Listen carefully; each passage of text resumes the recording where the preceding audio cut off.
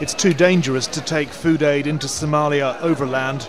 Too much is needed for it to be air freighted in, so it's shipped in and painstakingly ported ashore. Now ship owners will no longer risk their vessels in Somalia's pirate-infested waters. They can't get the insurance, so they won't come without armed naval escorts, and as Somalia teeters on the brink of a catastrophic famine, no one, it seems, is prepared to provide escort ships.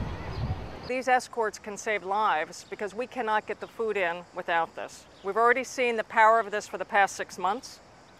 And I know that pirates sound like something out of storybooks, but they're very real. Last year, there were 31 pirate attacks off Somalia. Gunmen seized this ship, the Semlo, in 2005 when it was carrying WFP food aid. Very occasionally, pirates are caught. This small food shipment was hijacked in April. The pirates now face the death penalty. So far this year, 24 ships have been attacked, and this, the world's #1 piracy hotspot. Crews are kidnapped and held for big ransoms. It's proving a profitable business for Somalia's warlords. Yet in the 9 months that foreign warships did provide escorts, not a single WFP ship was attacked. Somalia's transitional government has appealed for international assistance, and a UN Security Council resolution last month actually urges the armed protection of humanitarian aid coming in by sea. In terms of the outlay, the escorting of World Food Programme ships into Somalia is not particularly expensive.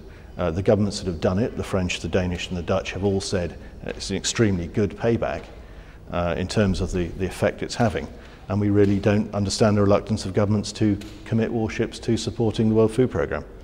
When the WFP first rang alarm bells a year ago, 6 countries expressed tentative interest in providing armed escorts for aid ships. The French Navy provided warships for 3 months from October, the Danes took over in January and the Dutch from April this year. Then they ran out of money. The last escort ship left a month ago. The Swedes, the South Africans and the British have all been approached again, but so far no ships forthcoming. In a statement to Channel 4 News, the Foreign Office said the UK has received and is looking at the request from the WFP to provide escorts of naval ships, and we are looking at that in the context of our existing commitments.